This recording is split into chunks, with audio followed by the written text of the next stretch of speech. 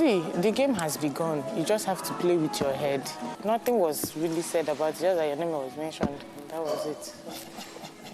So they don't really talk, say, I go kill this girl, I go do something bad to this girl. Do you get? You don't necessarily need to stop talking to anybody.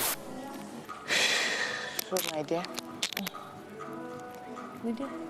So for me, it don't pass. And I was just shocked that I was dragged into the whole thing because it no concern me. In as much as I know wetin I know, but I still kept quiet. I know be the type who be say I go carry matter begin the hey, if you see wetin this person talk, I don't do that. I don't do that. Yes, I will just stand there, listen to you. I don't do that. Like, I'll just listen to you. Exactly. I know because they do. Of course, there's something that's going to be interesting.